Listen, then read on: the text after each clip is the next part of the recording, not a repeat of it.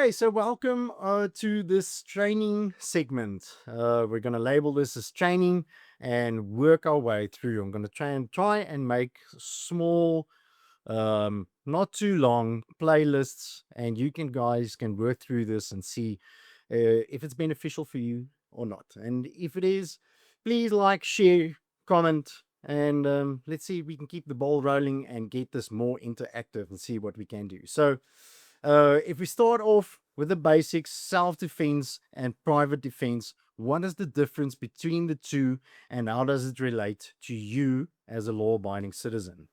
So it's well stipulated that you can use lethal force to protect your own life. You can use any kind of force to protect your own life as long as you stick to the basic rules of engagement and make sure that you follow those rules to the letter. Because if you get into a scenario where that is your last resort, it's going to get a little bit wonky from there on. But if you are 100% sure that you did your part and made sure that you're going to be okay afterwards, I think you're going to be shot.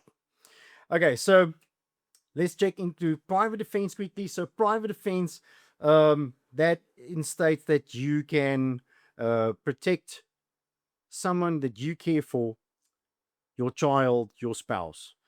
There's situations where you can actually intervene and protect someone else that you care for, or someone that cannot defend their own life. In that kind of scenario, you have to be 100% sure that what you have to do and how you have to do this. Because if we work through this a little bit later on, there is going to be a part where it says fight or flight. What is the scenario around that? And it's always better to have the flight scenario instead of the fight scenario. Because if you get into a court of law and you are asked, was there any other way you could have gotten out of the scenario without using force? And if they can find that there was a scenario that you can actually get out of that scenario, they're going to say that you instigated as well. And then it's going to be a lengthy process of you have to explain why it was necessary to engage in that kind of scenario. So self-defense is for you as you are your own person and you are protecting yourself. So self-defense. Private defense, self-defense into a bundle. Okay, so I managed to go. So we talked about the two different scenarios. So the requirements for lethal force. Let's quickly check through this. Okay, so there must be attack against you or a third party that you're trying to protect from such attack, and such attack must be unlawful. All right, so let's break that down. So there must be attack against you or a third party who you are trying to protect, or such attack must be unlawful. So the attack must be unlawful. There must be something that's happening. It's a crime to attack or to want to take someone's life, and you have to try and protect those persons, if it's just yourself or a third party like your child or a spouse that you need to protect. So the attack must be ongoing, must be unlawful. The attack must be against the person, threat to life, and not property. All right, so here's what you have to understand about this.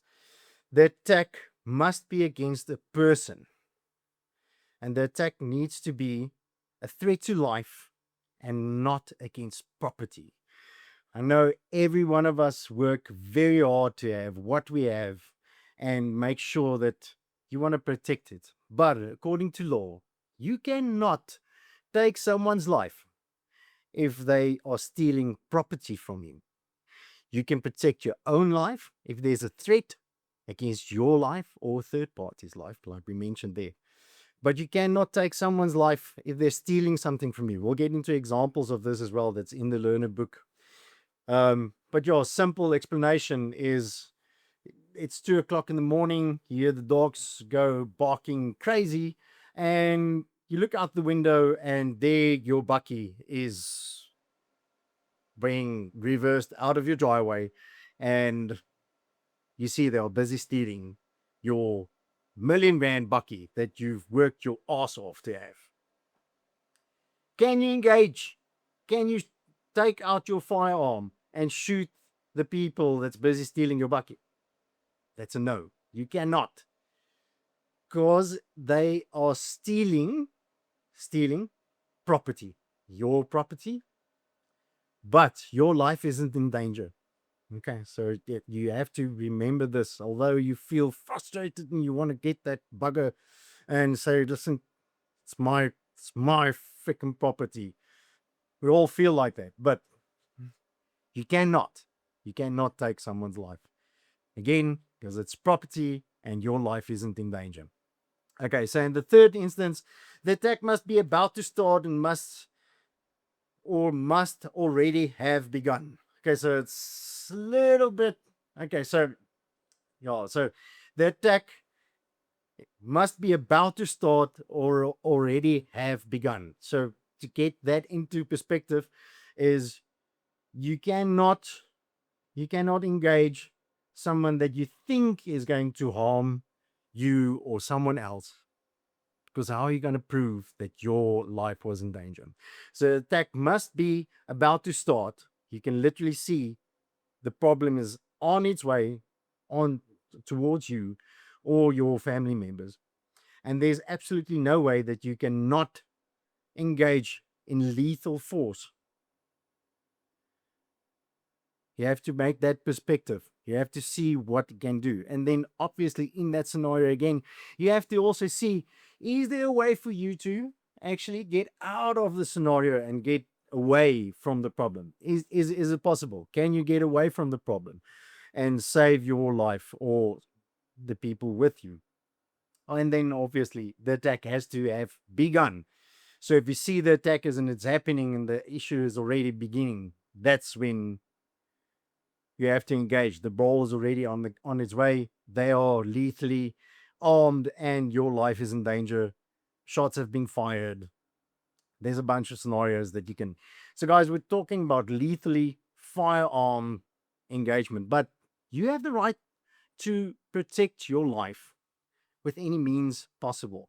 If we go through this, there is a bunch of scenarios. Um, I'll quickly go through. There's a scenario where um, let's say you and your wife are in a car and attackers come from left, front, and right, and they're armed, and they start shooting into the vehicle, and you take your car and drive over this perpetrator that's trying to take your life, and you kill him, kill him. In that scenario, was it justified? Because now you drove over the attacker and you used something else in lethal force. So yes, that is a scenario, and that is justifiable, because yes, your life was in danger, and that was the only way that you could get your family out of this situation, and you used lethal force to get out of that. Other scenarios, if we have to check through this, if we go through the workbooks, fun scenarios as well, is like, let's say you're inside your house and you look out of the window and you see two guys jumping over the fence, and they're on their way to do something, but are you allowed to engage those two suspects and use lethal force? The answer is no. You are not. So the what they're doing wrong is they're trespassing. Okay, so they're trespassing, and there's no threat to your life, so you cannot use lethal force. Say we look at the same scenario. You see those guys, they're busy breaking into your house and stealing your TV. Super expensive, new 55-inch smart TV, like the best. Are you allowed to engage them now? Are you allowed to engage them now? And the answer is still no. You cannot, because now they're away from trespassing. Now they're stealing. It's theft. All right. But your life isn't in danger. So you're still not allowed to do this. So it's not legally your point of perspective, and your life isn't in danger.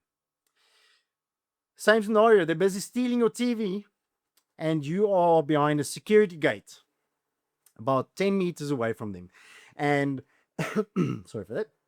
And now they are threatening you, telling you that you must go away. They're going to kill you if you don't go away. Are you allowed to engage with lethal force now? No, you're not. Because there's a barrier between you and them. And although they are threatening you, your life isn't in danger. There's no attack being imminent. It's not happening at the moment. And lastly, let's go through the scenario again. So they're busy stealing your TV. There's no gate between you and them. And now you have the, let's say, upper hand in this. They're trespassing. They broke into your house. They're busy stealing the TV. And there's no gate between you and them. And now one is armed with a knife, the other one is armed with a firearm, and threatening, say they're going to kill you if you don't get away from them. They start charging you with their firearm and the knife. Are you allowed to defend yourself now? So again, listen to what I'm saying. Are you allowed to defend your life? And that's yes. In that instance, there's nothing between you and them. There's nothing keeping you safe from them. And you know the attack is now. It has already begun. It has started. And your life is in danger. So in that scenario, yes, you are allowed to protect your life and use lethal force. Okay, so I hope that clears up the scenarios. Self-defense, private defense, and what to remember in these kind of scenarios and what is right and wrong. Guys, it's really important that you must always remember to go back to the first part, the principles. Everybody has the right to life, including the criminal. All persons are presumed innocent until found guilty by the or guilty by a competent court or tribunal. Everybody has the right to human dignity, equality, and freedom. And quite clearly, there's a simple hierarchy. These rights are with the highest right being the right to life. Remember this. And then, when are you allowed to use lethal force?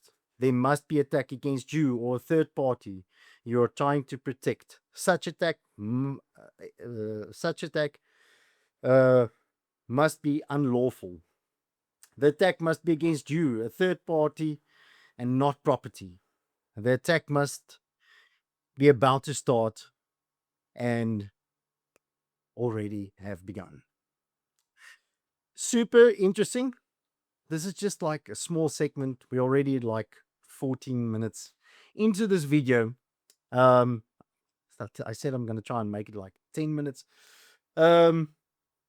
Is this informative? This is just like a simple 2-pager working through this and trying to get you guys to understand what is required for you to work through this and how to engage and what to remember if you are ever in a situation like this. In the next video, I'm going to try and go through the safety tips and safety in general, which I feel is very important. It is something that all of us as firearm owners need to remember how to implement and what to remember when you're actually handling your firearm, whether it's at home or on a range, constantly remembering what to do. That's in the next video, guys. So if you like this, please like and subscribe. Check out the next video, and thank you very much for watching.